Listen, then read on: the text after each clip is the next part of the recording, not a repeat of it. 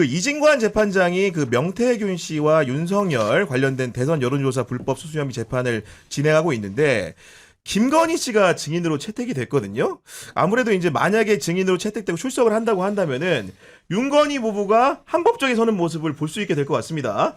뭐 이제 재판에 증인으로 채택이 되면 이제 그런 모습도 볼 수는 있겠습니다만은 뭐 사실은 이제 윤석열 같은 경우는 지금 1심에서 무기징역이 선고가 됐고 2심에서는 이제 또 사형으로 이제 더 항소를 했기 때문에 더 강한 중형이 이제 선고가 돼야 되는 그런 상황일 텐데 뭐 이제는 뭐 김건희 씨랑 뭐 윤석열 씨가 법정에서 조우한다 이러면 이제 그 자체가 그냥 뭐 화제가 정도 되는 것이지 이거는 뭐 통상의 재판의 그 그렇죠, 과정의 그렇죠. 일부니까 네. 뭐 그렇게 특이할 만한 상황은 아니다. 근데 많은 분들이 궁금해하는 거는 또 이제 하필 재판장이 이진관 부장판사 또 마산뿐이지 않습니까? 이진관 부장판사다 보니까 김건희를 만약에 법정에 증언대에 세운다고 한다면은 그냥 이렇게 곱게 보내주진 않을 것 같고 뭔가 핵심을과 전국을 찌르는 굉장히 어떻게 보면 논변을 잘해가지고 국민들이 원하는 바를 뭔가 증언을 도출해낼 수 있는 그런 창구가 되지 않을까 기대를 좀 하는 거거든요. 그러니까 이제 이진관 재판장이 재판을 진행하는 모습을 보면 정말 그 필요한 질문을 적재적소에 던지거든요. 그리고 국민들이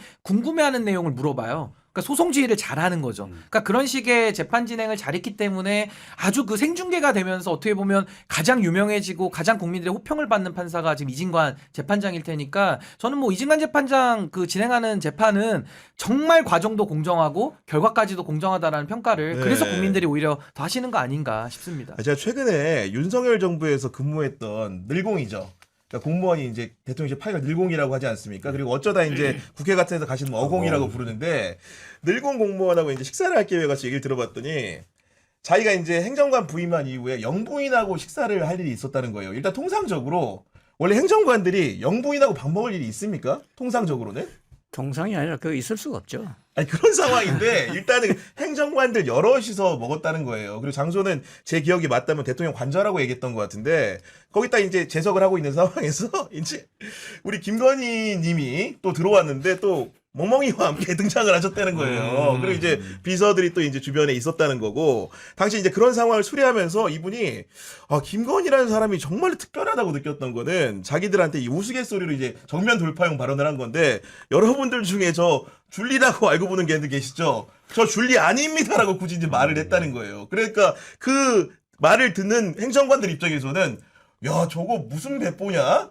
이런 생각이 좀 들었다는 거고 그 이후에 그러니까 기본적으로 김건희가 대통령 행사처럼 모두 발언도 했다라는 거고 그 다음에 이제 행정관들 돌아가면서 한마디 한마디 이제 발언을 하는데 행정관들도 처음에는 신상 발언 위주로 이렇게 가볍게 하다가 누구 하나가 또 일어나가지고 용비 어천가를 불렀대요.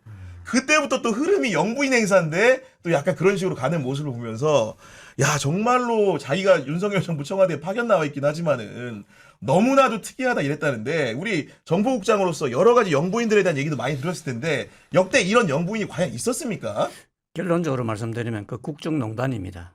그런 행사를 한 거 자체가 네. 영부인은요 그 국정에 참여할 수도 없고 네. 공무원들 불러다가 만찬하고 뭐 밥 먹고 이렇게 할 권한도 없어요. 아무것도 아닌 네, 사람이죠 원래 그죠? 실제. 네. 그렇죠.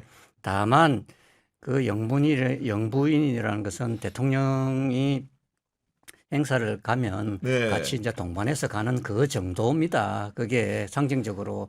그리고 영부인이 어떤 그 행정적인 권한을 행사할 수 있나요? 전혀 없잖아요. 그렇죠. 네. 그럼에도 불구하고 그랬다는 그거는 그 심각한 국정농단이죠. 그렇기 때문에 우리 공무원을 오래 하신 우리 김성은 후보님 시각에서 그렇기 때문에 과연 대통령실에서 영부인이 이런 부적절한 행위를 한 부분들도 이게 위법 사안인지 아닌지 따져봐야 될 일이지만 국가에 예산이 들어갔고 공무원들이 동원돼서 한 행사이기 때문에 소상히 밝혀가지고 당연히 기록이 남아있지 않겠습니까? 누군가가 지금 받아 적은 모습을 보기도 했다라는 거예요. 그렇다고 한다면은 그날 행사에서 어떤 일들이 있었는지를 다들 파악할 수 있을 테니 지금이라도 우리 청와대라든가 아니면 다른 데서 조사를 좀 제대로 해봤으면 좋겠다. 이런 생각이 좀 드는 거고 맞물려가지고 또 이제 법정에서 소란을 벌였던 김용현의 변호인단을 상대로 검찰이 경찰에 영장 신청을 받아서 청구를 했거든요. 곽수아씨 이 사안 좀 어떻게 보셨습니까?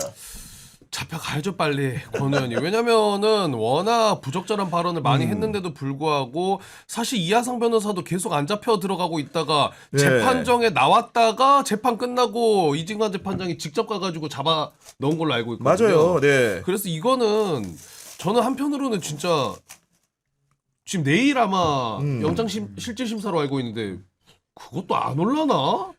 라는 생각까지 들 정도로 그거 안 하면 바로 자동 바로 구속이 바로 될 구속이긴 것으로 한데. 예상이 되는데 아무튼 간에 그 변호인단으로서 보이는 행태가 너무나도 황당했죠. 사실 이것도 역시 이진관 부장판과 심리하는 한덕수 재판에 사실은 증인으로 채택된 김용현의 변호인인데 사실은 변호인 신분으로 이렇게 참여할 수 없는 건데 그런 부당한 요구를 하면서 그걸 제지하자 그 자리에서 반발을 하고 심지어는 감시명령이 따랐는데 인적사항을 불지 않아가지고 집행이 안 되고 나중에 유튜브 열어서는 또 이진관 부장판사를 비난하고 이런 있을 수 없는 일을 벌인 거 아닙니까 그러니까 이 지금? 사람들이 이제 진격의 변호사가 아니라 이제 진상의 변호사가 된 거죠. 그렇지. 사실 온갖 진상을 다 부렸는데 이게 법정을 소란하게 되면은 다 감치시킵니다. 그리고 감치시킬 뿐만 아니라 법정 모독죄가 있어가지고 결국에는 형사처벌까지 지금 받게 되는 그런 상황인데 네. 당시의 상황도 이제 증인으로 나온 김용현 씨에 대해서 동석할 수가 없어요. 이게 무슨 뭐 성범죄나 이런 제한된 범죄에는 이제 피해자 변호사가 이제 동석을 가능하지만 이 사안은 해당이 안 되는데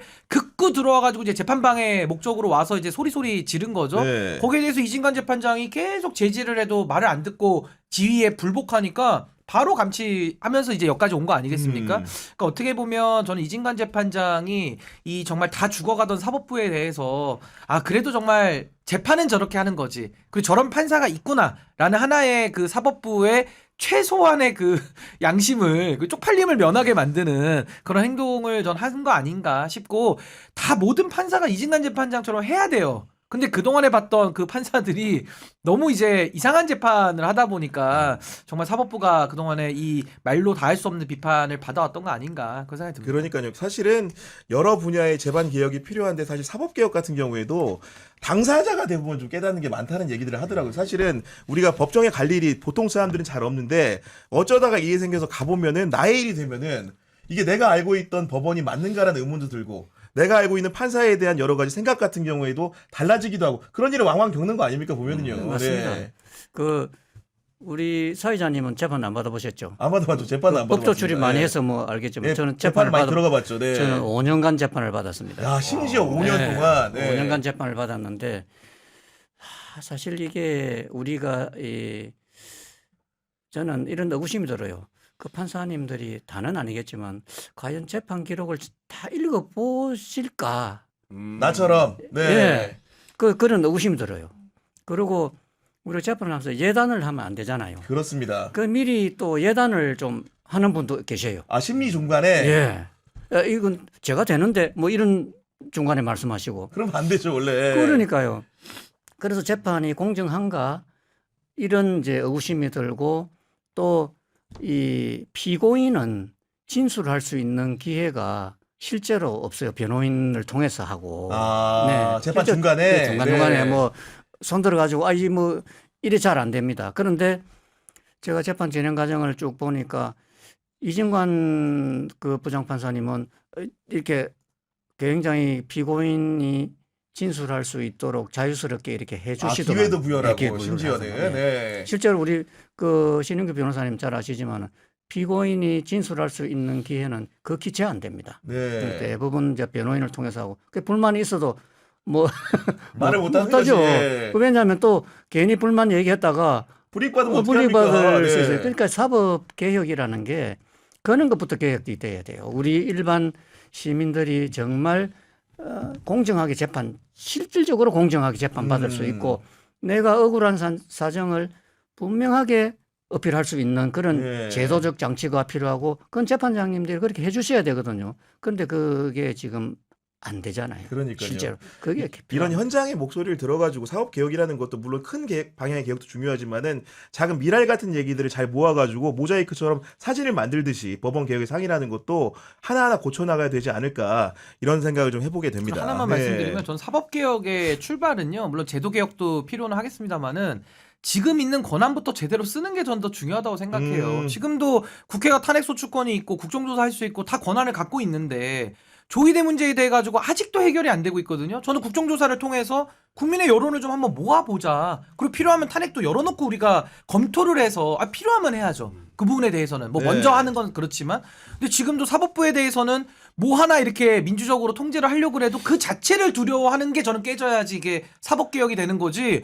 뭐 판사들은 뭘 해도 무소불위에 아무런 제재도 받지 않는. 아니 방송도 뭐 잘못하면 심의위원회에서 또 이렇게 제재 들어오고 하잖아요. 그렇죠. 네. 아무도 태클을 걸 수가 없는 거예요. 근데 권한이 있는데 안 하니까 저는 그 부분부터 있는 거나 좀 제대로 잘 쓰고 필요하면 그 다음에 또 제도들도 네. 더 개혁을 해서 우리가 정상화를 좀 시켜야 되는 거 아닌가 싶습니다. 알겠습니다.